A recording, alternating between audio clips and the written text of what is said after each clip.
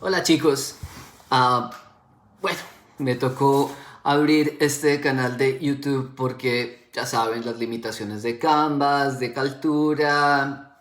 Creo que en sus clases ya han tenido experiencias similares. Me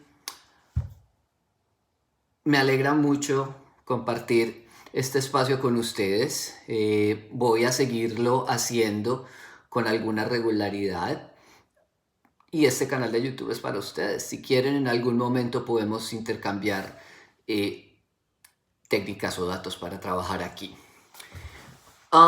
So this is the first part of two that feedback that I'm going to give you about the practice you just did using comparatives and superlatives. As you might have been able to see, comparatives and superlatives can be a little difficult, but here's my first piece of advice for you all, especially if you're struggling with these structures. The book for this is super clear and it's super reliable, and I'm going to do it to say it. I know this is not my normal self, but believe me, the textbook is really good for comparatives and superlatives, and it's very good for one little reason, and it is that comparatives and superlatives have super rigid structures, meaning there's no way around. What the book is telling you is exactly what you need to do, nothing more, nothing less. Okay?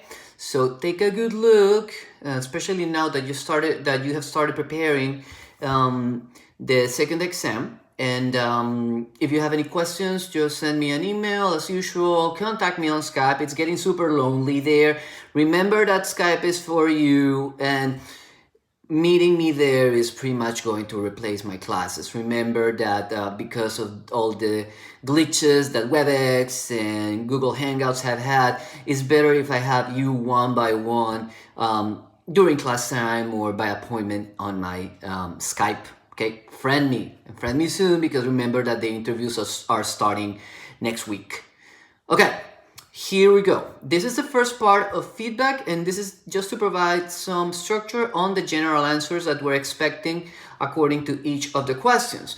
I brought some notes so I am able to tell you everything I need to tell you in every single sentence. So, the answer for the first question was: un camarote exterior en Mediterráneo Occidental es más caro que un camarote interior en Venecia Mediterránea. Okay? Remember that más is the comparative per excellence of inequality, more than. And notice that there's an agreement in the genders. Camarote, caro. Camarote, un camarote, or el camarote, masculine, singular. Caro, masculine, singular. Okay? Question number 2. Grecia y Turquía tiene tantos destinos como islas griegas y Mediterráneo. Notice this. This is a comparison of equality. And it's a comparison of equality because it has the same destination, maybe not as many stops. Again, this would be a question of perspective, and I wouldn't mind if you just counted differently. Believe me. What I actually need you to get from this, in destinos, we have a masculine plural noun. Therefore, we're using tantos for the comparison. Tantos, destinos. Tantos, masculine plural. Destinos, masculine plural. Okay? To make a comparison of equality. Now, some of you have asked me, and I'm going to I'll keep going back to this because it is important, what happened with excursiones in the homework. And here's what we need to know about this. La excursión a Iguazú cuesta tanto como la excursión a las cataratas del Niágara. Or the sentence was kind of like that. Here's one thing. I know that excursión, like I told you, as any other verb that ends in ción, is feminine. Yes, but in that particular sentence, you are not comparing, listen to me, you are not comparing excursión. You are comparing cuesta. Cuesta, verb, means cost. Since verbs don't have genders, we're using tanto. Cuesta tanto. Okay? You are not comparing excursión. So, when making comparisons of equality, you need to be super careful about where the comparison is. In this particular one, la excursión a Iguazú cuesta tanto como la excursión a las cataratas del Niágara. Here's what you would need to do for using tantas. Hay tantas excursiones a Iguazú como a las cataratas del Niágara.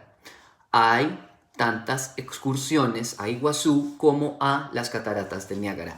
Notice that since what we're comparing the amount or the number of excursiones, feminine plural, we're using tantas, feminine plural, okay? But you need to be super careful about what you're comparing. Question number 3. La suite de Islas Griegas y Mediterráneo en clase visión es el camarote más caro de todos. Attention, I'm making a comparative here, but with a hint of superlative. That's a comparative with plus, or we can make it a superlative as well. The differences are very nuanced. You can check your textbook for the specifics, but I want you to keep this in mind. When I'm saying de todos, that out of all of them is the most expensive one, I'm making a superlative. I'm not using que because I'm actually trying not to make like a comparison per se, although this de allows me to say this, compare this single item, suite en Islas Griegas, is the most expensive of them all. We are not saying that it's more expensive than. We are moving towards the superlative. That's why we're using de todos, o de todos los cruceros, o de todos los camarotes, etc., etc. 4. Un camarote en Islas Griegas, Splendor of the Seas, es tan caro, tan barato, como un camarote exterior en fiordos noruegos. Notice that here I'm not using tanto or tanta, or tantos or tantas, I'm using tan. And what's the difference between using tan and tanto? Very simple. Tan always goes before an adjective, okay? Always before an adjective.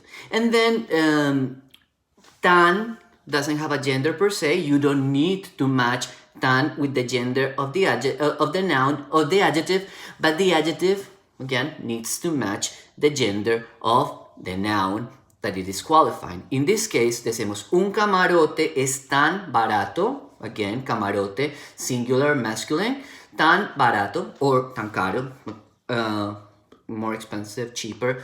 That depends on how you like see the prices, but the point is that it's an adjective, not a noun. And in that case, tan is not going to follow rules for gender, okay? Keep that in mind, all right?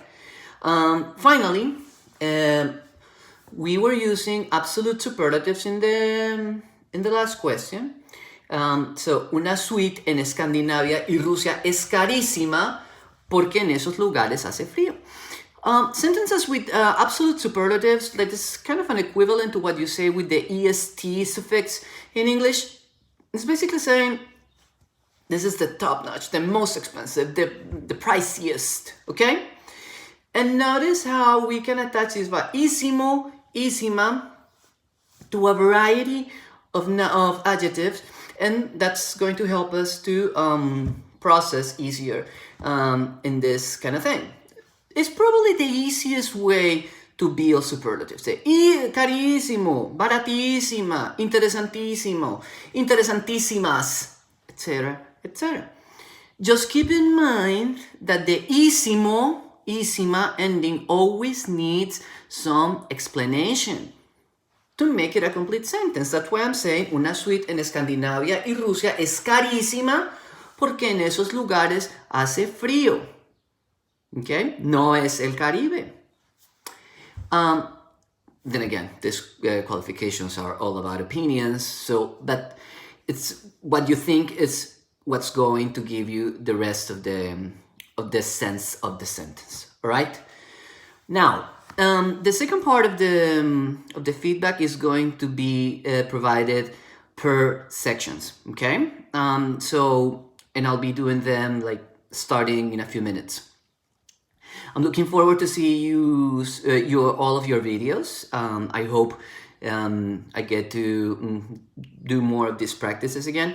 But in the meantime, just keep in mind, send me an email, meet me on Skype, or let me know what platform would be more interesting or more fun. I don't know. Barely have Facebook, and like now I have like 40 contacts. So like if you want to enlighten me on what to do, what should I use, go for it. I'll assess the tool you suggest, and maybe we can move our conversations there. Okay. In the meantime, I'll see you soon. Hopefully, I can provide another video on the feedback that I gave you on Thursday. See ya.